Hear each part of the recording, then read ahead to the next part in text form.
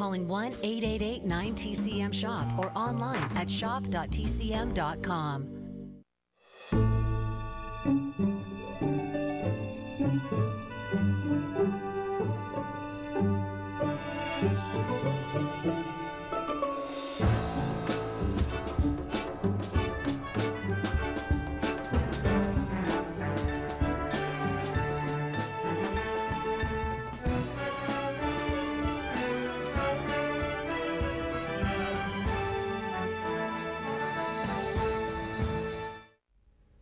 Hi, I'm Robert Osborne. Up next, we have our star of the month, Janet Leigh, in the 1963 screen adaptation of a 1960 Broadway musical hit, Bye Bye Birdie. Both are inspired by something that had been big news a few years earlier when Elvis Presley was drafted into the Army, which broke the hearts of teeny boppers everywhere.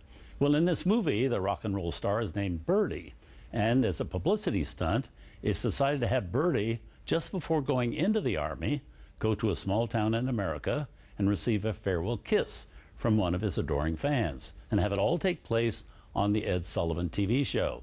Well, on Broadway, Dick Van Dyke played Birdie's manager, opposite the theater's great dancer and singer, Cheetah Rivera.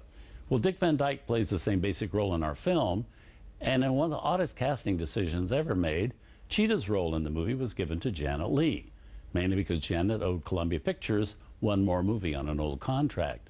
The big mistake was, instead of adapting the part to fit Janet Leigh's strengths, they tried to turn her into Cheetah Rivera, a fiery Latino, and have the famously blonde Janet wearing a black wig to boot. And although not trained as a dancer, they even had Janet doing a big dance number which had been designed for Cheetah Rivera, one of the world's great tipsicorians. Now, Janet Leigh worked for months rehearsing that dance, and she did her best, but I'm not sure why they didn't just hire the lady who the role was created for. But in the end, Anne Margaret pretty much steals the movie anyway.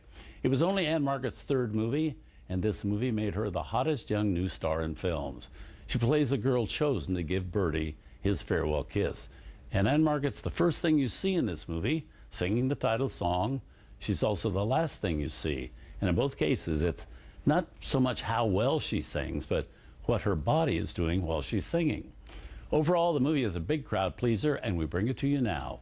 A movie also with Paul Lynde, Maureen Stapleton, also Jesse Pearson as Birdie, and Ed Sullivan as himself.